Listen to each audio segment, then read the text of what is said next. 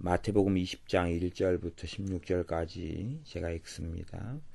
천국은 마치 품꾼을 얻어 포도원에 들여보내려고 이른 아침에 나간 집주인과 같으니 저가 하루 한 데나리온씩 품꾼들과 약속하여 포도원에 들여보내고 또 제3시에 나가보니 장터에 놀고 섰는 사람들이 또 있는지라 저희에게 이르되 너희도 포도원에 들어가라. 내가 너희에게 상당하게 주리라 하니 저희가 가고 제6시와 제9시에 또 나가 그와 같이 하고 제11시에도 나가보니 섰는 사람들이 또 있는지라 가로되 너희는 어찌하여 종일토록 놀고 여기 섰느뇨. 가로되 우리를 품꾼으로 쓰는 이가 없음이니이다. 가로되 너희도 포도원에 들어가라 하니라.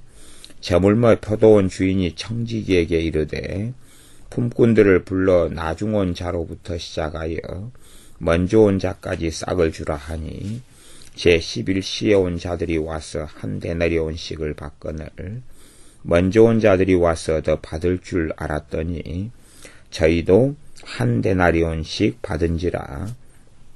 받은 후 집주인을 원망하여 가로되 나중 온 이 사람들은 1시간만 일하였거늘 저희를 종일 수고와 더위를 견딘 우리와 같게 하였나이다. 주인이 그 중에 한 사람에게 대답하여 가로되 친구여 내가 내게 잘못한 것이 없노라. 너가 나와 한 데나리온의 약속을 하지 아니하였느냐. 내 것이나 가지고 가라. 나중 온 이 사람에게 너와 같이 주는 것이 내 뜻이니라. 내 것을 가지고 내 뜻대로 할 것이 아니냐. 내가 선함으로 너가 악하게 보느냐. 이와 같이 나중된 자로서 먼저 되고 먼저 된 자로서 나중되리라. 아멘. 마태복음 20장 1절부터 16절에는 천국은 마치 품꾼을 얻어 포도원에 들여보내려고 이른 아침에 나간 집주인과 같으니 천국의 비유가 이어진다 그렇게 말할 수 있습니다. 포도원 품꾼과 품삯의 비유 그러기도 하고 포도원 주인의 비유 그럴 수도 있겠지요. 그런 어떻게 비유의 제목을 붙이든지 간에 천국의 비유가 됩니다. 전에 천국의 비유가 마태복음 13장에는 천국의 비유들이 많이 있었죠. 천국의 비유를 가지고 주님께서 천국의 비밀부터 시작해서 씨 뿌리는 비유, 그 다음에 또 좋은 씨의 비유, 원수가 가라지를 심고 가고, 그리고 겨자씨의 비유, 그 다음에 그 가루 서말 속에 갖다 넣어 부풀게 한 누룩의 비유, 이런 비유부터 그물에 모은 각종 물고기의 비유, 그래서 좋은 물고기, 나쁜 물고기, 또 진주의 비유, 좋은 진주, 밭에 감추인 보화의 비유, 이런 천국의 비유들에 대한 이야기를 마태복음 13장에서 주님께서는 무수히 많이 하셨습니다. 그래서 이 천국에 대한 비유가 꽤 난해하고 어려운 말씀에 속한다. 그런 이야기를 많이 전에 마태복음 13장을 하면서 많이 했습니다. 이 마태복음 20장에 대한 이 비유도 실상 그렇게 쉬운 어떤 비유는 아니다. 그렇게 볼 수 있습니다.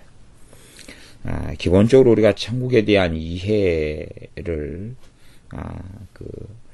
우리가 좀 더 깊이 있게 해볼 필요들은 항상 있습니다. 천국을 다른 말로 하나님의 나라라 그렇게 말합니다. 하나님의 나라라 그러니까 하나님의 나라의 일에 대해서 사도 바울이 말씀을 했다. 우리 주님께서도 하나님 나라의 일을 말씀했다. 하나님 나라의 복음을 말씀하고 하나님 나라의 일에 대해서 말씀했다. 이것이 성경에서 반복하여 나오는 것입니다. 하나님 나라의 복음을 전하고 하나님 나라의 일에 대해서 했다. 그래서 이 천국, 그냥 내서 천국이라든지 혹은 다시 오실 이 땅에 새하늘과 새 땅으로 임할 천국, 이런 천국에 대한 개념이 존재하지만 또한 이 천국의 비유에서 말씀하는 천국에 대한 개념도 사실은 존재합니다. 그래서 세계적 유수의 신학자들이 이 하나님 나라에 대한 것을 가지고 책도 많이 썼고 많은 주장도 하지만 실상은 주장이 각기 다 다를 뿐만 아니라 애매모호하고 묻히기는 어렵고, 우리 신학교에서 가리키는 이 하나님의 나라에 대한 이야기가 아주 엉뚱한 쪽으로 흘러가는 것도 아주 많습니다. 사변적이고 이상하게 흘러가는 그런 하나님 나라에 대한 이야기가 아주 많이 있습니다. 왜 그렇게 박사들이 또 신학자들이 책을 써내가지고 서로 하나님 나라에 대해서 다르게 이야기하고 해석하고 말하냐, 그렇게 말하면 그게 어려우니까 그런 것이, 어려우니까 각자의 해석이 요상해지는 것이지, 쉬웠다면 다 같은 이야기를 할 것이, 쉬웠다면 아마 박사들도 그냥 아이고 이건 수준이 낮으니까 ABC 이야기니까 나는 말 안 하고 고급 어려운 걸 이야기하겠다 그랬을 거예요. 그런데 주님께서 반복하시고 또 성경에 반복되어 있는 하나님 나라의 주제임에도 불구하고 그 주제가 만만하지 않고 어렵다. 그것이 어렵기 때문에 코에 걸면 코걸이, 귀에 걸면 귀걸이, 해석이 난무하고 주장이 아주 많고, 그 다음에 단순하고 명확하기보다는 애매모호한 그런 이야기가 아주 많습니다. 그렇기 때문에 이 천국 혹은 좀 풀어서 하나님의 나라, 천국에 대한 이야기, 하나님 나라에 대한 이야기, 그에 대한 개념 정의를 우리가 생각해 볼 필요가 반드시 있다 하는 것입니다. 하나님 나라든지 어떤 개념 정의든지 A는 이만약시하다, 이렇게 개념 정의가 쉽게 될 성질의 문제는 거의 없다는 것을 염두에 둬야 됩니다. 대부분의 어떤 신학자들이 개념 정의를 내리면서 시작하는데 개념 정의가 문제를 야기하는 경우가 아주 많은 것이에요. 어떠한 이 단어, 어떠한 개념 안에는 이러한 요소와 이러한 부분이 있다라고 이야기하는, 제가 말하는 개념 정의에는 주로 개방형의 개념 정의를 써야 될 때가 많고, 그 다음에 폐쇄형의 개념 정의를 쓰게 되면 그때 스스로의 문제 속에 갇히게 되는 부분이 있다라고 말씀을 드렸습니다. 회개라고 이야기할 때도 자신이 스스로 만든 회개의 개념을 정의를 내려놓고 거기에 성경을 뜯어붙이는 경우도 많이 있어요.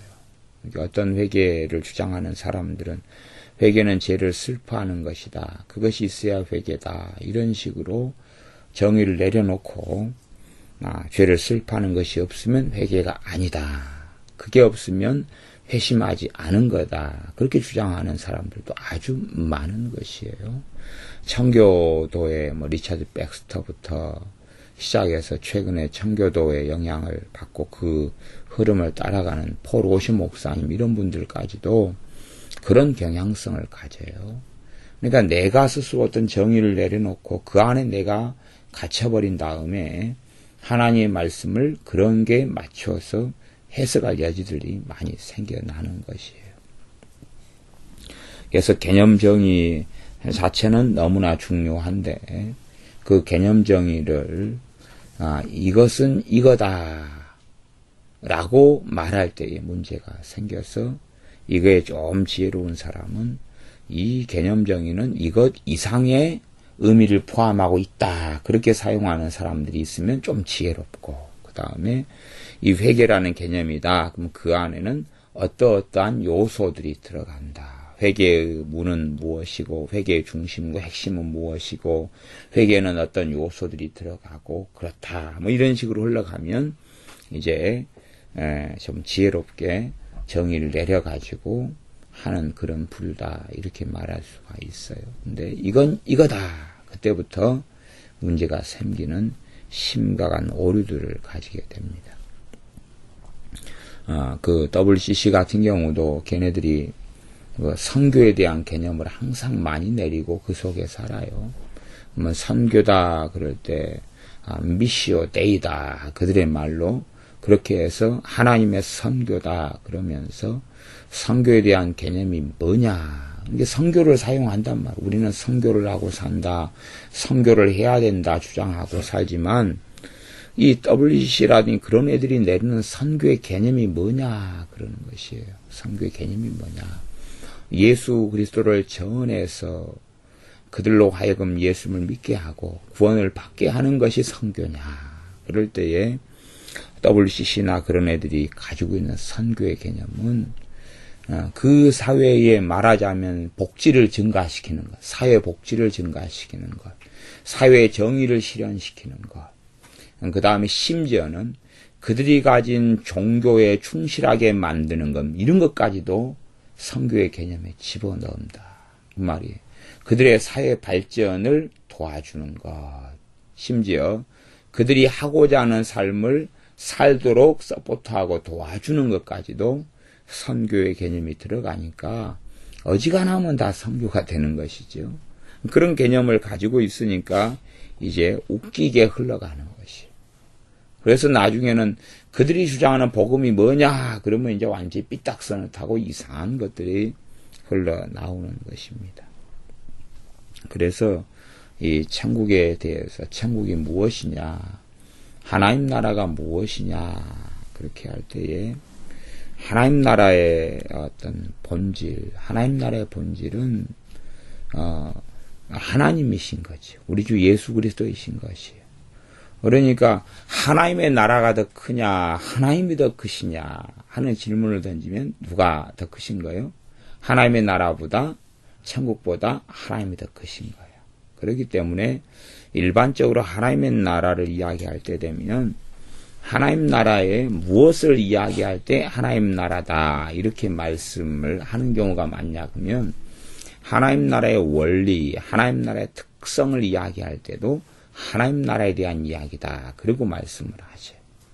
하나님 나라의 원리와 특성이다 그럼 거꾸로 다시 이야기하면 주님께서 일하시는 방법이다 혹은 진리다, 하나님의 말씀에 대한 부분, 진리에 대한 부분, 그런 부분을 이야기할 때에 하나님의 나라다 하면서 이야기할 때가 많다는 사실입니다. 그렇게 해서 이 천국, 다시 말하면 하나님 나라에 대한 이야기가 우리가 가진 상상 외로 포괄적인 부분들을 가집니다. 포괄적인 부분. 그 가운데 이제 요 마태복음 13장이나 또 이 마태복음 또 20장의 부분도 어떻게 흘러가게 될런지 그렇게 되지만 이 하나님 나라의 관점에서 주로 이 땅에서 주님께서 말씀하신 하나님의 나라는 신자가 죽은 다음에 가는 어떤 천국에 대한 개념보다는 이 땅에 도래한 하나님의 나라,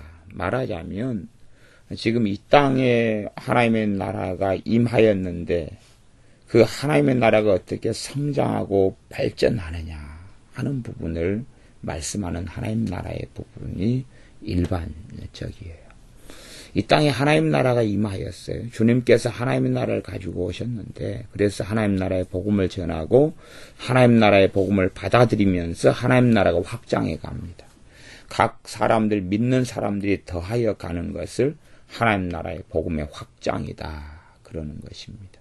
그래서 사도행전 같은 경우는 하나님 나라가 성장해 가는 것이 사도행전이에요. 그러니까 우리가 말하면 전도해서 예수를 믿는 사람들이 증가하고 그 다음에 한 개인, 예수를 믿는 한 개인이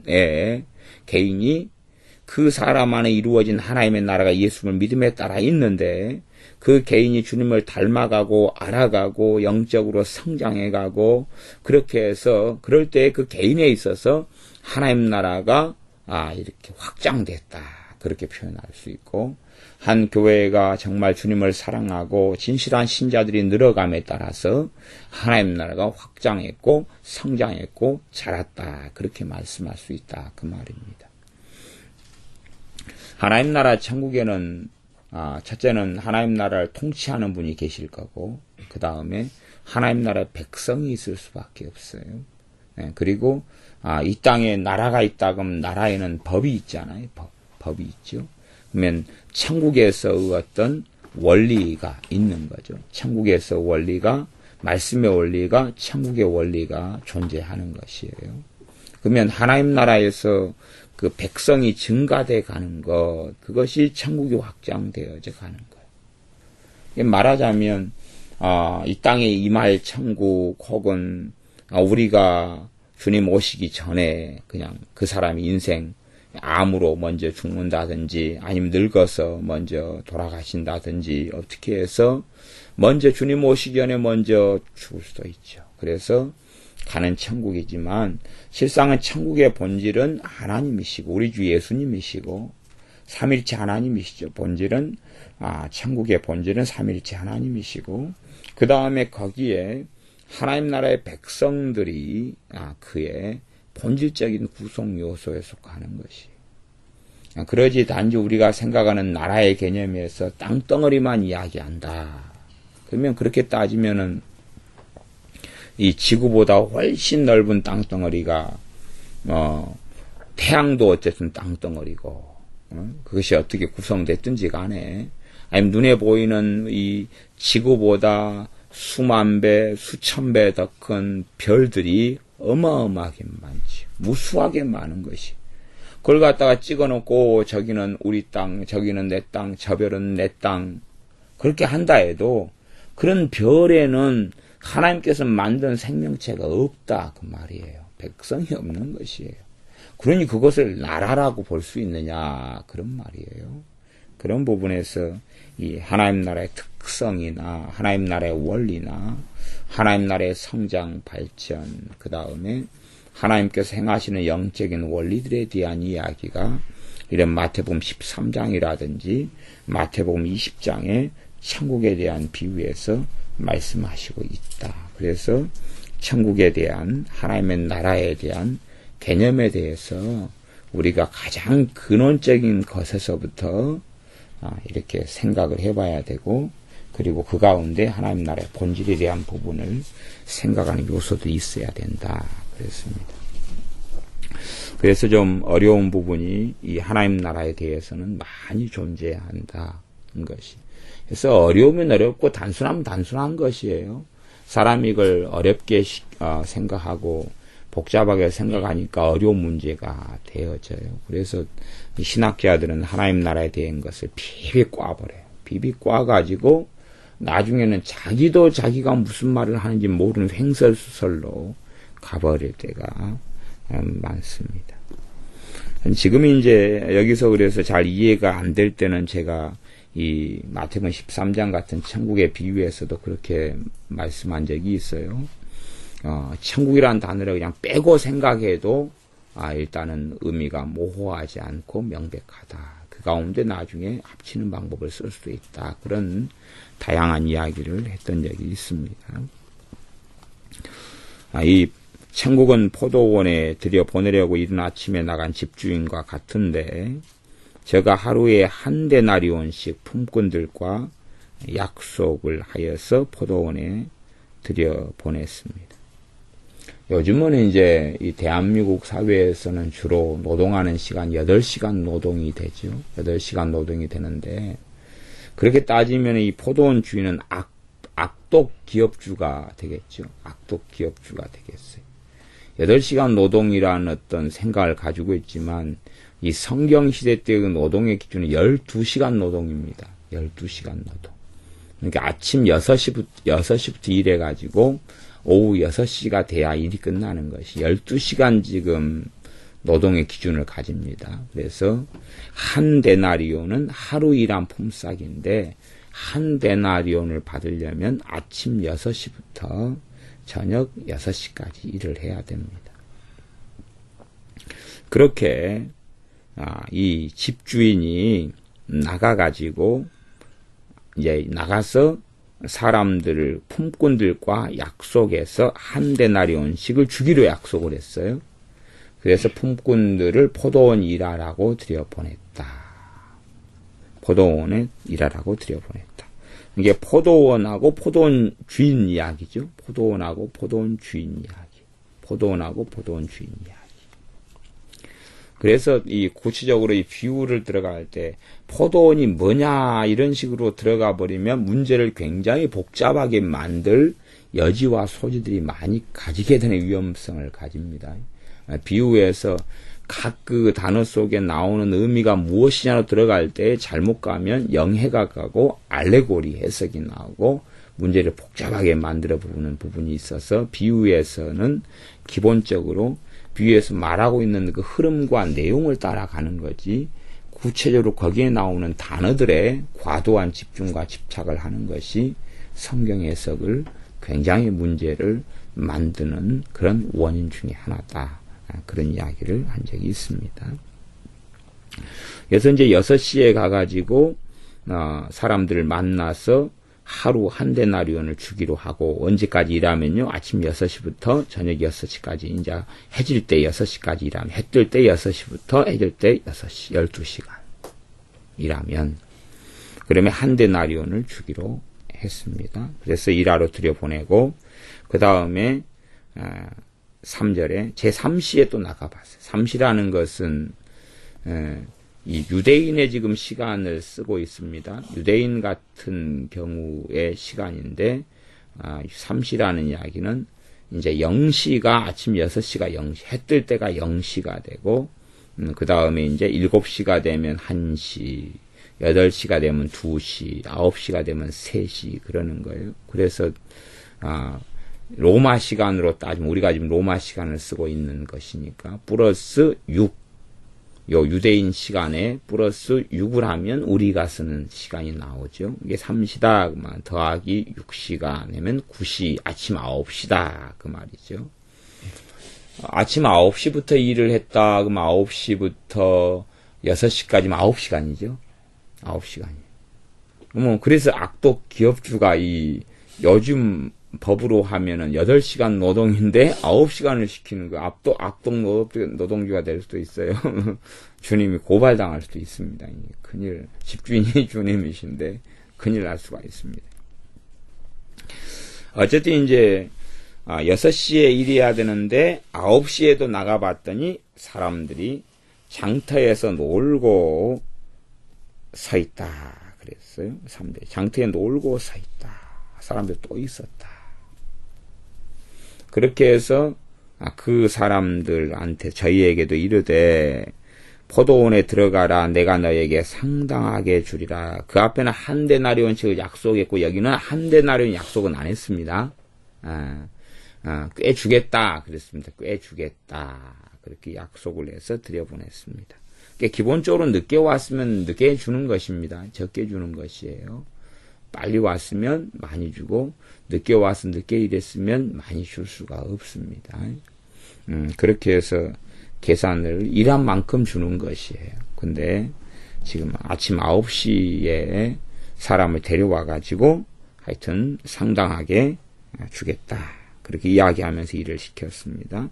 그 다음에 5절에 보면 제 6시에도 나갔다. 6시에는 6 더하기 6이니까 12시죠. 난 12시에도 밖에 나가봤더니 사람들이 또 그렇게 일이 없어가지고 있는 사람들이 있어서 일을 시켰고 제 9시에도 나가봤어요. 그랬더니 또 사람들이 있어가지고 상당하게 줄이라 그래가지고 일을 시켰어요. 9시에도 9시면 이제 더하기 6이니까 오후 3시지요. 오후 3시. 3시니까 일이 다 끝나갈 시간에 간 거예요. 그 다음에 또 굉장히 엉뚱하게 6절에 보면 제 11시에도 나갔어요. 그러니까 12시가 이제 일 끝나는 시간 오후 6시인데 11시는 오후 5시에도 나갔어요. 나가보니까 섰는 사람들이 또 있어요. 오후 5시에도 일이 없어가지고 그래서 가로되 7절에 너희는 어찌하여 종일토록 놀고 여기 있었느냐. 종일 그 사람들이 놀고 있었던 거 일이 없어가 빈둥빈둥 놀고 있었던 것이에요. 하루 종일. 가로되 우리를 품꾼으로 쓰는 이가 없음이니이다. 가로되 너희도 포도원에 들어가라. 그렇게 해서 일을 시켰어요. 이렇게 그 사람들은 기껏해야 딱 1시간 일한 거죠. 들어가서 일할라 그러니까 일 끝났다 그러는 것이에요. 이제 거리가 떨어져 있을 테니까 좀 걸어서 들어가는 시간 있고, 그 다음에 품꾼의 청지기가 있는데 그 사람이 일을 시킨단 말이에요. 그 사람한테 가라 그래서 갔더니 이만 약시하게 어디 일하라, 일하면서 장비가 필요하면 장비 홈이든지 뭐든지 이렇게 가지고 써라. 그래가지고 저리 가서 일하란 말이죠. 저쪽에 사람 일하고 있으니까 이쪽에 가고 요쪽 일을 해라 하고 지시를 받아가지고 가가지고 일을 하려 그러니까 땡땡땡 작업 끝났다. 그런 상황이 될 수 있다. 그 말입니다. 그래서 이제 8절에 저물었어요. 6시가 이제 됐다. 그 말입니다. 포도원 주인이 청지기에게 이르되 품꾼들을 불러서 나중 온 자로부터 시작하여 먼저 온 자까지 싹을 주라. 그랬어요. 참 주인이 정말로 사람 열받게 하는 데는 도통한 주인인 거예요. 생각해 보면 맨 처음에 온 사람한테 싹을 주라 그래가지고 줘가지고 보냈으면 그 뒷일을 그 사람이 모르잖아요. 열 안 받고 감사합니다 갔으면 추측하기를 그 다음 일한 사람은 더 적게 주고 그 다음 일한 사람 더 적게 주겠거니 그렇게 생각을 했을 수 있는데, 1시간 나름 일한 사람 오후 5시에 와서 6시까지 일한 사람부터 싹을 주라 큰 거예요. 주인이 이제 그렇게 시킨 거예요. 청지기한테. 그래가지고 나중 온 자로부터 시작해서 먼저 온 자, 이를 순서로 싹을 주라는 거예요. 나중 온 자로부터 먼저 온 자까지. 그래서 제 11시에 온 자들이 와서 이제 1시간 일한 사람, 오후 5시에 온 사람들이 6시까지 일했는데 한 데나리온 씩을 받거늘. 씩을 받는다 그 말은 자들, 그러니까 여럿이가 있었다는 이야기죠.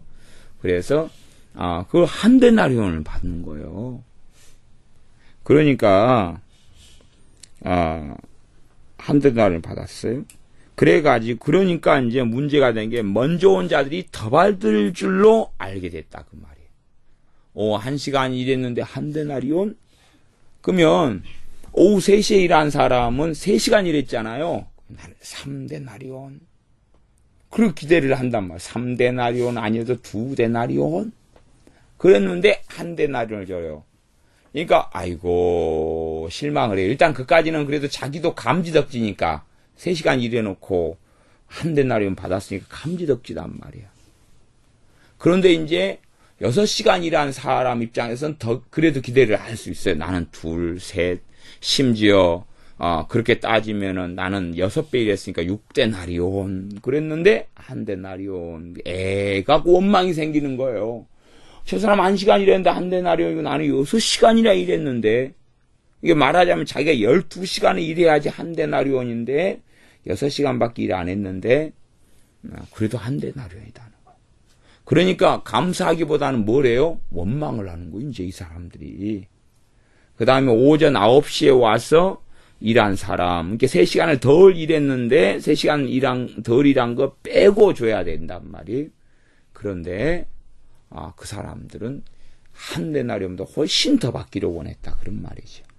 그리고 이제 제일 처음에 온 사람은 가장 열받아 버린 거예요. 하루 종일 떼약빛 속에서 일했는데 한 데나리온이다 이거예요.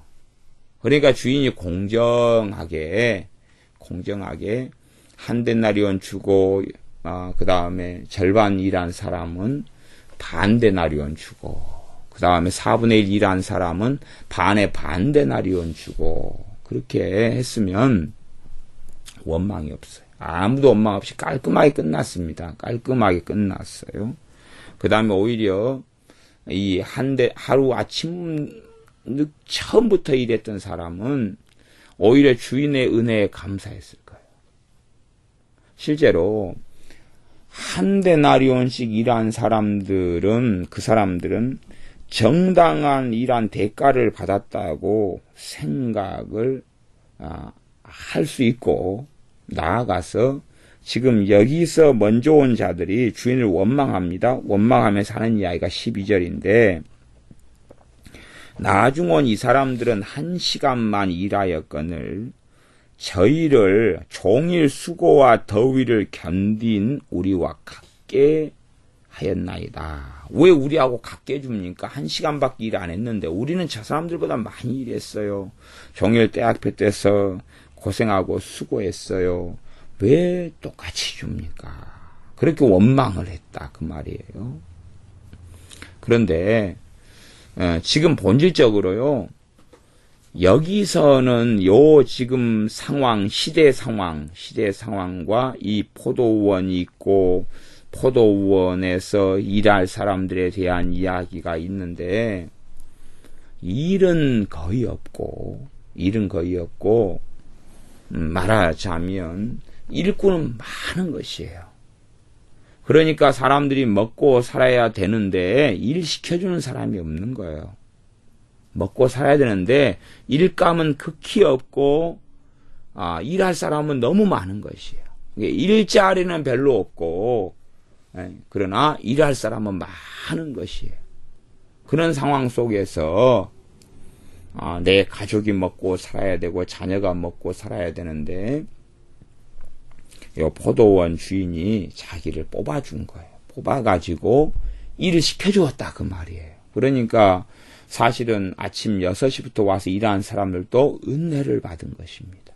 어떤 은혜를 받았냐 그러면 자기들을 골라주어서 일을 시켜준 거예요. 그리고 일한 품삯을 준 거예요. 이게 자신들은 생각하기를 나는 정당하게 일한 것도 못 받았다 이렇게 이제 생각한다 그 말이에요. 아니면 한 데나리온만 맨 처음부터 받고 그냥 다 공평하게 받아버렸으면은 야 그래도 주인이 나한테 은혜를 좀 베푼 것이 좀 있다 그렇게 생각할 여지가 있었어요. 공평하게 그냥 다 줬다며 주는 대로 다 6시간 일한 사람은 반 데나리온 주고 12시간 자기처럼 일한 사람은 한 데나리온 주고 또 나머지는 또 반에 반 데나리온 주고 등등을 했다면 그래도 감사하다. 내일도 주인이 나를 일시켜줬으면 좋겠다. 그렇게 바라고 있을 수 있다. 그 말이에요. 그러니까 이 사람은 이 상황상 12시간을 온전히 일해서 한 데나리온을 받았다 그래도 그게 은혜예요. 실상은요. 왜냐하면 일은 극히 없어서 많은 사람들은 가족을 제대로 먹여 살리지도 못하고 굶어 가고 있는 상황이고 일자리는 극히 없는 상황에서 이 포도원 주인이 사람을 불러가지고 일을 시키는 것이 큰 은혜에 속한 거기 때문에 그렇습니다. 그 다음에 이제, 그런 일이 벌어지니까, 이런, 1시간 일한 사람이 한 데나리온 받는 상황을 보니까 사람들이 은혜를 망각해버립니다. 심지어는 3시간 일해놓고 한 데나리온 받은 사람도 은혜를 망각해버려요. 3시간 일해놓고는 절대 한 데나리온 하루 일한 품삯을 받을 수 없는데, 근데 이제 은혜가 안 돼버리고 이 사람들도 원망을 합니다. 원망을 해요. 더 줘야 되는데, 그러는 것입니다. 반나절 일한 사람이 한 데나리온 받으니까 열받아 버리는 것이 원망이 생겼다 그 말이에요. 더 줘야 되는데 왜 더 주지 않느냐 그러는 것입니다. 그래서 이 더 많은 것을 자신들은 당연하게 받아야 된다라고 생각하는 그런 것입니다. 아마 기껏해야 은혜를 받은 거예요. 사실은 여기서 포도원에 일하러 들어온 모든 사람들이 포도원 주인에게 은혜를 입은 것입니다. 은혜를 입었는데 기껏해야 그 은혜에 대해서 원망 안 한 사람이 누구냐 그러면 5시에 일하러 온 사람. 그들이 최고 많이 받았으니까 상대적으로 1시간 일해놓고 만땅으로 하루 일한 돈을 다 받았으니까 그것도 오후 5시까지 빈둥하고 일할 게 없어 손가락만 빨고 있다가 그러다가 하루 일한 돈을 다 받았으니까 그러니까 그 사람들은 원망할 이유가 없었던 거죠.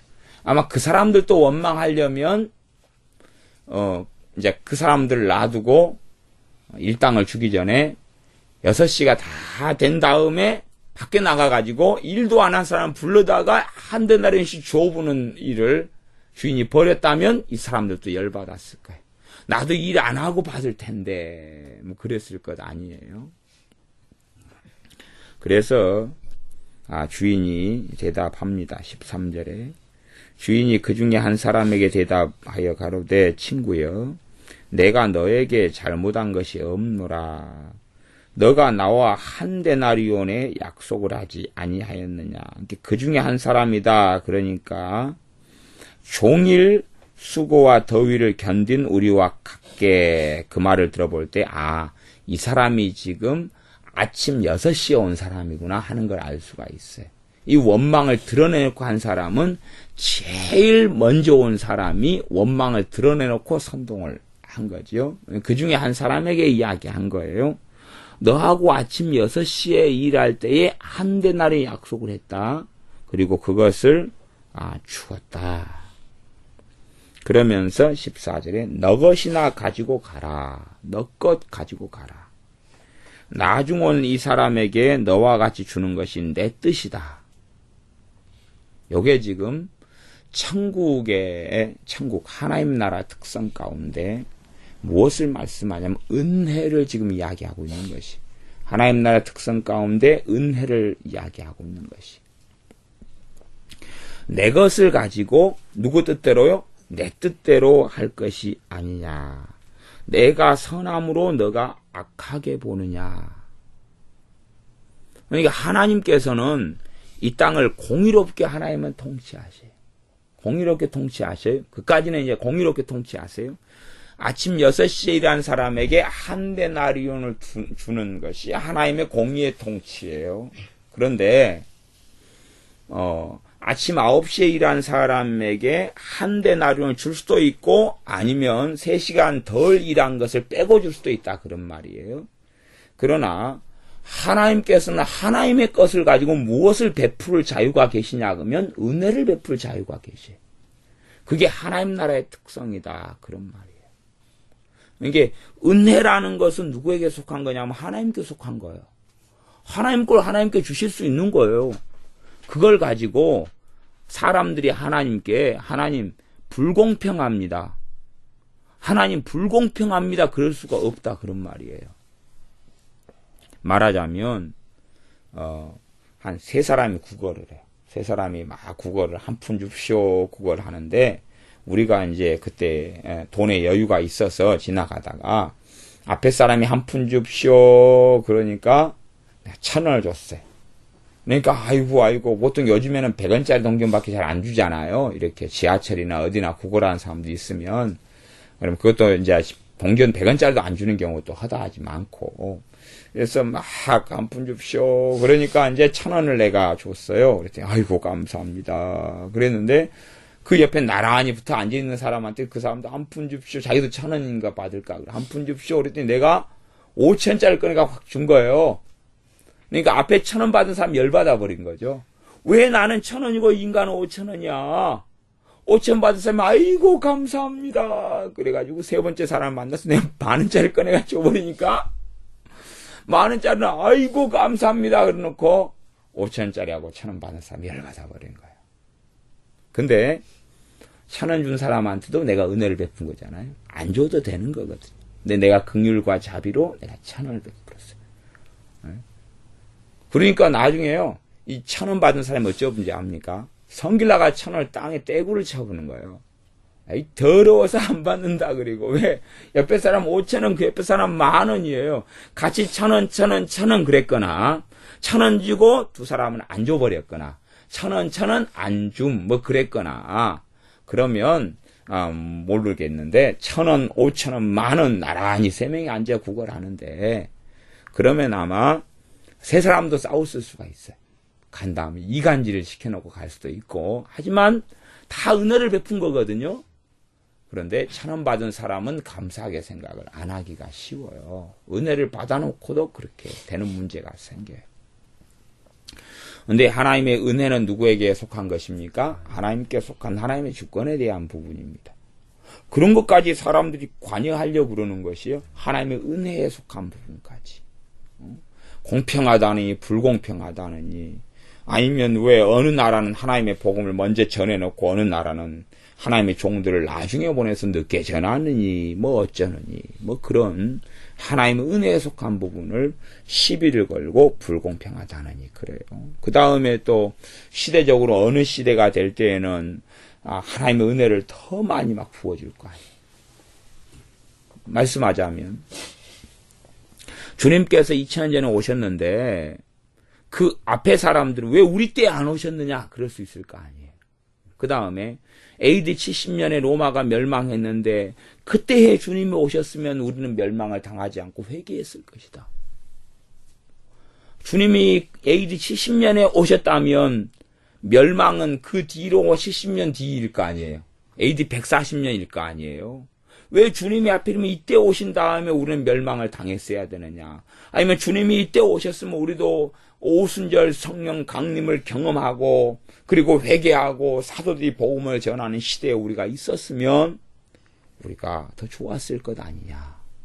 아니면 우리는 왜 중세 암흑기 때에 제대로 된 하나님의 말씀도 실종되고 복음도 실종되고 사라진 시대에 우리는 태어났어야 되느냐.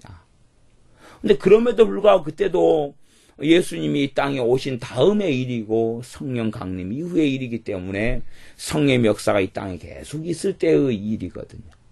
하지만 자신들은 은혜를 입었음에도 불구하고 비교하자면 우리는 왜 이렇게 덜 이루느냐 하고 불평하고 원망할는지 몰라도 그래서 하나님 말씀에는 하나님의 은혜와 진리는 예수님께로부터 난다 말씀하시며 하나님의 은혜와 평강이 너희에게 있을지어다. 주 예수님으로부터 은혜와 평강이 있을지어다 선포하고 그 은혜는 그래서 은혜는 우리 예수님의 십자가를 통하여서 은혜의 보좌 앞에 나가서 천국은 침노하는 자가 빼앗느니라 하는 말씀대로 은혜를 너희가 가져와라는 거예요. 뭘 통해서요? 믿음을 통해서.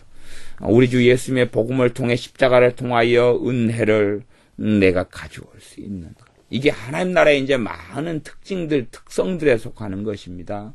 근데 은혜는 본질적으로 하나님께 속한 것이에요. 그러니까 어떤 사람은 그러지 않아요. 은혜의 아내가 하나님께서 누구를 먼저 불러주시고 말하자면 에서와 야곱이 있으면 하나님이 야곱을 선택을 하셔. 그게 은혜에 속한 거거든요. 은혜에 속한 거예요. 그 왜 나는 아니고 왜 이 사람이냐. 야곱이 12아들 가운데 하나님께서 요셉을 선택하셔. 그러니까 왜 나는 아니고 요셉이냐. 그럴 수 있다. 그런 말이에요. 하지만 요셉을 선택해서 요셉의 형제들, 가족들을 구원하려고 선택하셨지요. 근데 은혜에 속한 부분인데 그런 걸 가지고 하나님께 시비를 걸고 그런 경우가 있다. 그런 것이. 교회 안에서도 그러잖아요. 자신들이 예수님을 믿게 되는 것만으로도 굉장한 은혜인데 자기보다 누가 성령의 은사를 더 받은 것 같으니까 시기하고 질투하고 이러한 문제가 생겨나는데 하나님께서는 그렇게 말씀하시는 것입니다. 이 천국 비유를 통해 포도원 주인이 하는 말을 통해 하나님께서 말씀하는 것입니다. 너 것이나 가지고 가라. 15절에 내 것을 가지고 내 뜻대로 할 것이 아니냐. 내가 선함으로 너가 악하게 보느냐. 이게 지금 선한 거거든요. 하나님의 긍휼과 하나님의 은혜에 속해서 1시간 일한 사람에게도 하루 종일 일한 것을 주겠다는 거예요. 지금 이 일한 사람들은 아버지들이고 주로 아버지들, 가장들인데 일과 일을 안 시켜줘가 일 시킬 사람이 없어가지고 하루 빈둥빈둥 있었어요. 하지만 지금 여우 같은 마누라와 토끼 같은 자식들은 지금 아빠가 일해가지고 돈 벌어오기를 지금 눈이 빠져 기다리고 있단 말이에요. 배를 골무면서 배가 고프면서 제비 새끼들처럼 언제나 아빠가 지금 일해가지고 생선 몇 마리 꿰가지고 오고 고기 한 근 사가지고 오고 쌀 좀 가지고 오고 밀가루 좀 가지고 올까 기다리고 있다 그 말이에요. 그러니까 이걸 아니까 이 아버지들이 말하자면 가장들이 그냥 일이 없다 해가지고 못 들어가는 거 포기를 할 수 없는 거지요. 그러니까 오후 9시에도 그대로 버티고 있고 12시에도 버티고 있고 저도 전에 인력시장을 한참 다녔을 때에 참 돈이 궁하고 그럴 때는 아침에 인력시장은 주로 그 아침에 일이 다 결정이 되거든요. 대부분 이제 인력시장은 좀 더 타이밍이 늦어서 6시부터 일하는 것은 아니고 그래도 한 일을 잘 잡으려면 6시 반 정도까지 나가면 일을 다 거의 확실히 잘 잡을 수 있어요. 옛날에 이제 저가 인력시장 다녔을 때야 한 벌써 5년 막 이렇게, 또 이렇게 시간이 많이 된 옛날 이야기, 또 20 몇 년이 지난 이야기들이니까 지금의 이제 인력시장의 구조하고는 많이 달라졌겠지만 그래도 저도 하여튼 몇 년은 인력시장에서 일을 좀 대학생 때 같은 인력시장에서 일하면서 돈을 항상 벌어서 충당을 했고 막 그러니까 제가 대학생 때에 이제 인력시장을 이렇게 쉬는 날, 또 빨간 날이거나 아니면 강의가 쉬고 없는 날 되면 이렇게 일주일에 제가 2, 3일씩은 인력시장에 또 많이 다니고 그렇게 일주일에 반이나 그렇게 다니기도 하고 그랬는데 정말로 이제 내가 돈이 공급할 때가 되면 아침에 7시 정도 가가지고 일이 그때는 좀 늦게 갔다 그래 일이 좀 없어요. 그래도 이제 어떨 때는 일감이 아주 적을 때가 있어요. 사람은 한 50명 되는데 일감은 한 10개밖에 없어요. 10명만 나가고 나머지 40명은 일이 없어요. 그러니까 아침 8시까지 정도 기다리면 거의 다 사람들이 가버려요.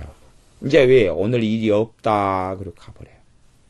그러면 그럴 때도 이제 저는 이제 일이 꼭 있어야 되니까 그러니까 하나님께 기도하면서라도 일이 좀 있었으면 하고 이제 목구멍이 포도청이니까 이제 버티고 앉아 있는 거예요. 버티고 혹시 정신 나간 사람이 늦게라도 이 사람이 필요해가지고 오지 않을까.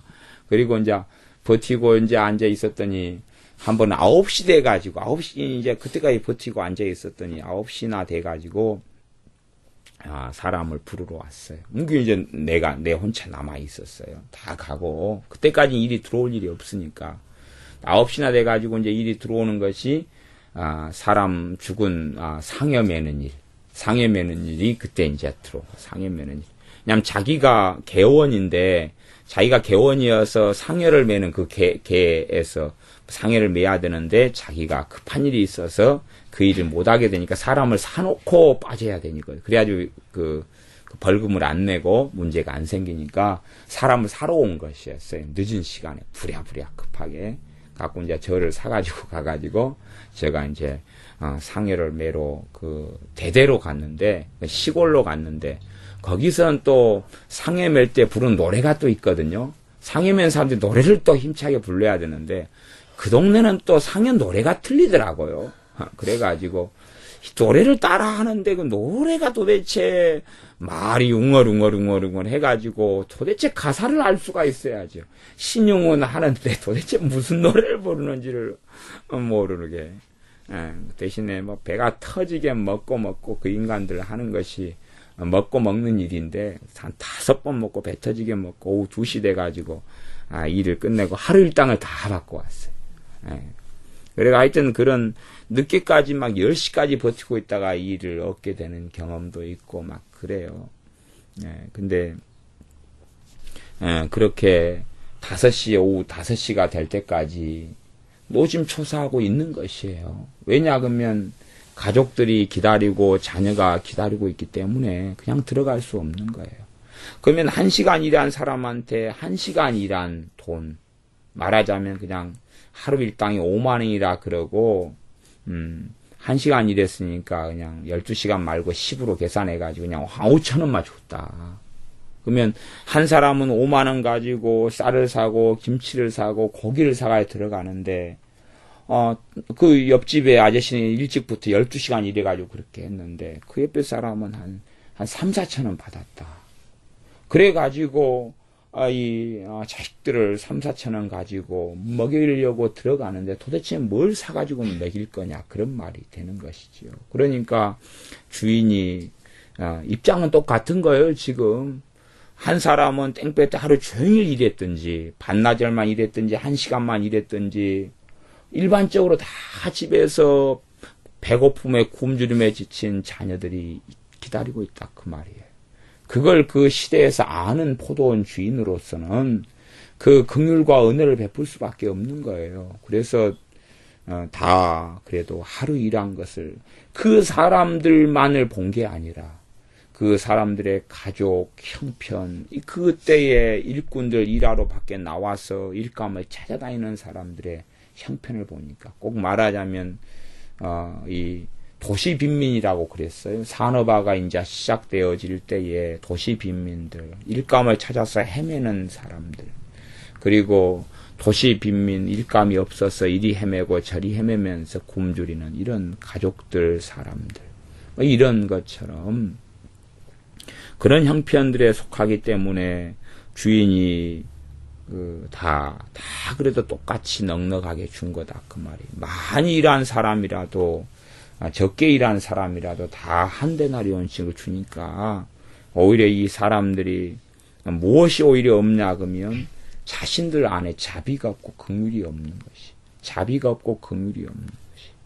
이게 하나님의 나라 안에는 무엇을 가지고 있어야 돼요? 자비와 긍휼을 가지고 있을 때에 사실은 하나님을 알게 되는 것이. 내가 긍휼과 자비를 가지고 있을 때에 하나님을 바르게 깨닫고 바르게 알게 되는 것이. 말하자면 사랑을 가지고 있을 때에 하나님을 바르게 알고 바르게 깨닫게 되는 것이. 그런데 그것이 없는 삶이 하나님과의 불통, 하나님과의 연결과 그분을 알게 되지 못하고 하나님 나라의 확장과 그 속에서 은혜의 원리를 알지 못하고 하나님의 은혜의 역사하심을 알지 못하게 되는 문제가 생겨납니다. 하나님께서는 하나님의 은혜를 베풀기를 기뻐하셔요. 그래서 어떤 사람은 이게 실제는 그런 거예요. 어떤 알코올 중독자가 둘이가 있어요. 둘이가 있는데 A라는 알코올 중독자와 B라는 알코올 중독자가 있는데 A라는 알코올 중독자는 쉽게 알코올 중독에서 해방되었어요. 예수를 믿으면서 쉽게 해방되었어요. 근데 B라는 알코올 중독자는 예수를 믿었는데 해방이 안 되는 거예요. 이게 알코올 중독이 쉽게 해방이 안 되는 거예요. 예수를 믿게 되는 큰 은혜는 받았는데 알코올 중독이 떠나거나 주님 알코올 중독을 좀 치료해 주세요. 해방시켜 주세요. 이게 없어지게 해 주세요. 막 기도하는데 잘 없어지질 않는 거예요. A라는 알코올 중독자에게는 살펴보았더니 그 사람 주변에는 그를 위하여 기도하는 사람들이 여럿이 있는 거예요. 그를 위하여 기도하는 사람이 여럿이 있어요. 그 다음에 하나님께 치유의 은사를 받고 치유 기도를 해주는 사람도 있고 그래서 빨리 알코올 중독에서 해방되었어요. 근데 B라는 사람은 자신이 절망 속에 알코올 중독에 걸렸다는 이야기는 얼마나 절망도 많고 얼마나 살아왔던 삶 속에 거시기한 일들도 많겠어요. 그런데 B라는 사람 주변에는 그를 위하여 기도하고 그를 위하여 하나님께 구하는 사람이 없다 그런 말이에요. 그러니까 한 사람은 말할 수 없는 은혜를 입는 것이고 한 사람은 예수를 믿는 은혜를 받았지만 알코올 중독에서는 해방되지 않는 것이. 실제로 더 깊이 들어가면 이 B라는 사람은 나는 왜 A에 비해서 하나님 이럽니까? 왜 그런 주변의 사정을 잘 이해하지 못하니까. 또 안다 그래도 왜 나는 저 A라는 사람처럼 나를 위해서 이렇게 기도하는 사람이 없느냐라고 오히려 원망할 수도 있다. 그런 말이에요. 그런데 이 A라는 사람 주변에 있는 사람들에게 기도할 수 있도록 하나님께서 감동을 주셨는데 A라는 사람 주변에 있는 사람들 다 자유의지가 있을 거 아니에요? 순종했고 B라는 사람 주변에 있는 사람들에게도 그런 감동을 주셨는데 B라는 사람 주변에 있는 사람들은 다 순종하지 않았고 자기 자유의지가 있으니까 자기 삶도 있고 인생이 있고 내가 왜 네 같은 알코올 중독자 위해서 기도할 필요가 뭐가 있느냐. 그렇게 될 부분도 많이 있었다 그 말이에요. 그런데 이 사람은 액면 그대로 왜 저 알코올 중독자는 해결되는데 나는 해결 안 되느냐라고 나오는 경우도 많은 것을 봅니다. 또 어떤 사람들이 병 고침을 위해서 예수님께 나오는데 이제 예수님 시대 때는 예수님께 나온 사람들이 다 고침받은 경우가 대부분이었는데 지금의 시대에는 누구는 고침받고 누구는 못 받고 누구는 암에 걸려 그냥 죽고 누구는 치료받고 막 그랬잖아요. 이런 상황들 속에서 왜 도대체 나는 안 고쳐집니까? 다 똑같은 중풍병자가 있는데 혹은 주님의 때에도 사람들이 베데스다 연못가에서 병자들이 다 누워 있었어요. 주님께서 딱 한 명만 고쳐주셨어요. 38년 된 중풍병자 하나만 고쳐주셨어요. 그러니까 다른 사람 입장에서는 왜 나는 안 됩니까? 은혜잖아요. 은혜를 주님이 지금 38년 된 베데스다 연못에 있는 중풍병자 하나에게 베풀어 주셨어요. 다 고쳐준 게 아니고 딱 하나였어요. 딱 하나였어요. 그러니까 그걸 다른 사람들이 몰랐기에 망정이지, 알았다면 왜 나는 아닙니까? 는 것이 왜 나는 아닙니까? 그럴 수가 있잖아요. 미문에 있는 안진뱅이 앞을 지나치면서 베드로와 요한 사도가 내게 은과 금은 없거니와 내게 있는 것은 내게 주노니 내가 일어나 나사렛 예수의 이름으로 일어나 걸으라. 그래서 미문에 있는 안진뱅이가 일어났습니다. 그러나 그 당시의 시대에 안진뱅이는 많았다 그 말이에요. 많았어요. 많았는데 그 미문에 앉은 안진뱅이가 일어난 것이에요. 왜 우리는 아닙니까? 라고 말할 수가 있겠지요. 왜 우리는 아닙니까? 하나님의 은혜가 임하려면 은혜의 통로가 누군가가 돼야 됩니다. 누군가가 은혜의 통로가 돼야 돼요. 이 앞에 있는 A라는 사람의 알코올 중독이 해결되었다. 그 사람 주변에 기도하는 사람이 여럿이 있었다. 그러면 그걸로 더 넘어가면, 더 위로 가면은 그 사람 또 주변에 또 기도하는 사람이 있어요. 그래서 한 사람이 은혜를 받고 주님을 만나고 기도하는 사람이 되고 막 등등으로 은혜를 받고 또 순종의 길을 걷고 그렇게 되었는데, 이 B라는 사람 주변에는 더 하나님의 은혜를 받은 사람이 더 멀리 볼 때는 더 많았어요. 그러나 그 은혜를 받고 자기들 선에서 그 은혜를 다 그쳐버렸어요. 통로가 되지는 않고. 통로가 되었다면 A라는 사람보다 더 많이 기도할 사람 주변에 포진할 수 있었을 터인데, 어떤 사람들은 은혜를 받은 선에서 자기 선에서 멈춰버리는 것이. 그렇게 되어지면 이 하나님의 나라 천국은 확장하지 않고 성장하지 않고 발전하지 않죠. 하나님의 은혜가 있습니다. 하나님의 은혜는 누굴 통해 주시냐 하면 예수님을 통해서 주셔요. 예수님을 통해서 주셔요. 그렇기 때문에 예수님을 통해서 누리는 이 복음을 사실은 내가 얼마나 더 선하게 살고 나가 나름대로 얼마나 더 바르게 살고, 이게 본질적으로 이 천국에 대한 비유는 복음에 대한 것이, 복음, 하나님 나라의 복음이 사실은 천국에 대한 이야기입니다. 하나님 나라에 대한 이야기예요. 그런데 이 복음을 얼마나 내가 바르게 사느냐를 떠나서 내가 얼마나 하나님 나라의 복음을 이해하고 있고 주 예수님의 복음을 내가 얼마나 더 깨닫고 있고 믿고 있느냐에 따라서 복음을 내가 얼마나 더 누리게 살아가느냐가 좌지우지되는 부분이 있어요.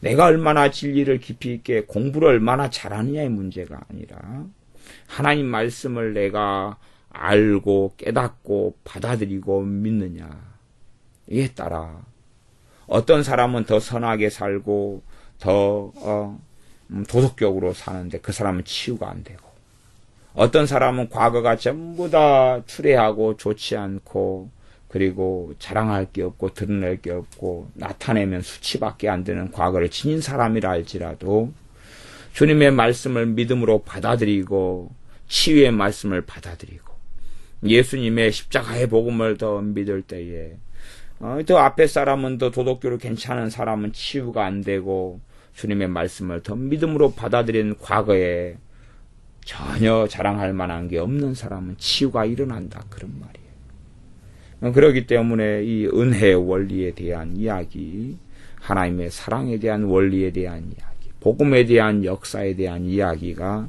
이 천국에 대한 20장에 있는 비유, 포도원 주인의 비유, 포도원 주인이 일한 사람들에게 다 각기 조금 일한 사람, 많이 일한 사람에게도 다 주었던 것. 그것을 가지고 이제 마지막 절에 주님께서 자주 반복하신 이 말씀을 하시면서 이 비유를 끝마치십니다. 20장 16절에 보면 이와 같이 나중된 자로서 먼저 되고 먼저 된 자로서 나중되리라. 그러니까 실상은 이 내용상으로 따지면은 나중되고 먼저 되는 내용보다는 어떻게 보면 다 똑같은 거예요. 지금 다 똑같은 선에 선 거예요. 똑같은 선에 선 거예요. 그러니까 12시간 일하는 사람도 한 데나리온, 1시간 일하는 사람도 한 데나리온. 그러니까 나중되고 먼저 됐다기보다는 같은 선에 딱 선 건데, 근데 주님께서는 나중된 자로서 먼저 가고 먼저 된 자로서 나중되는 일이 벌어진다. 이것이 주님 앞에서 이 하나님 나라 천국에서 하나님 나라의 성장과 확장에서 벌어지는 일이다. 그러니까 하나님 나라는 확장하고 성장하는 부분에 하나님 나라가 있다 그랬죠. 그러면 나중된 자가 먼저 된다니 늦게 믿었는데 믿음이 빨리 성장하고 주님을 더 닮아가고 주님과 더 동행해가고, 또 먼저 믿었는데 나중으로 돼버린다니. 먼저 믿었는데 나중이 돼버려. 먼저 믿었는데 그 어린아이 신앙과 믿음에서 멈춰버리고, 믿음이 자라지 않고 성장하지 않고 주님을 더 알아가지 않고 알지 못하고 편협한 시각과 어리석음 속에서 머물러 가지고 심지어는 퇴보해 버리고 주님을 떠나버린 경우도 있다 하는 것입니다.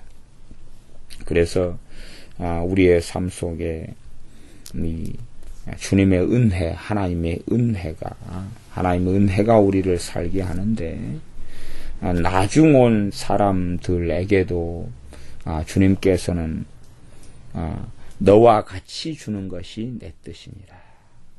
너 것이나 가지고 가라. 나중 온 이 사람에게 너와 같이 주는 것이 내 뜻이니라. 이게 너 것이나 가지고 가라. 그런 사람에게 해당된 사람은 정말 불쌍했던 사람들이겠죠. 그 사람도 은혜를 받았는데 기분 나빴겠죠. 나중 온 이 사람에게 너와 같이 주는 것이 내 뜻이다.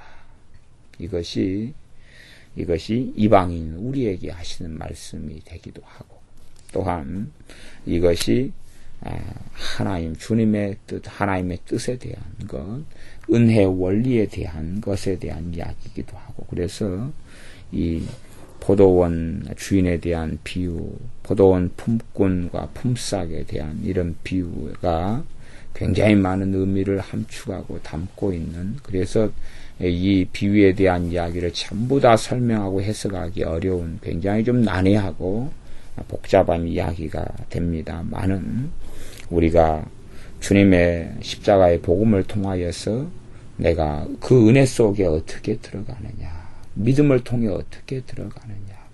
하나님의 나라의 것들은 주님께서 끊임없이 마태복음을 통해서도 마가복음, 누가복음을 통해서 믿음에 대해 말씀이 오신 것처럼 믿음을 통해서 누리게 되는 것이거든요. 이게 사람들이 율법을 통해서 은혜를 누리고 받으려 그렇지만 하나님의 은혜 속에 들어가는 것은 믿음을 통해서 들어가는 것이거든요. 하나님의 은혜를 누리는 것은 믿음을 통해서 누리게 되는 것이. 그래서 일찍 믿은 사람 가운데도 믿음이 성장하지 않은 사람이 많아요. 그러면 은혜를 별로 못 누리죠. 그러나 믿음이 성장하고 하나님 말씀이 마음속에 들어와 있는 사람은 그 은혜 속에 깊이 있게 들어가서 살아갑니다. 누군가의 삶 속에는 하나님 나라가 천국이 발전되지 않고 확장되지 않고, 또한 그 사람을 통하여 하나님 나라 천국이 확장되어 가지 않은 반면에 어떤 이는 천국을 누리고 살고 그 믿음을 통하여 하나님의 은혜 속에 더 깊이 들어가서 나중되었지만 먼저 된 자로서 삶을 살게 되는 것입니다. 기도하겠습니다. 아버지 하나님, 우리가 포도원 주인의 품삯을 주는 일을 통해서 하나님 나라에 대한 것, 천국에 대한 것을 더 깨달아 가도록 우리의 눈과 마음을 열어주시되, 하나님의 은혜에 대한 부분을 더 깊이 알 수 있도록 도와주시옵소서. 무엇보다 예수님의 십자가의 복음에 들어가는데 우리가 믿음에 믿음을 더하여 주셔서 주님의 말씀, 하나님 말씀을 믿는 믿음을 통하여 하나님 주시는 그 깊은 은혜 속에 들어가 하나님 나라를 누리고 살며 하나님 나라가 우리 속에 확장되어지고 우리를 통하여 하나님 나라가 확장되어지는 그러한 은혜의 통로가, 천국의 통로가 우리가 되게 하여 주시옵소서. 예수님의 이름으로 기도하옵나이다. 아멘.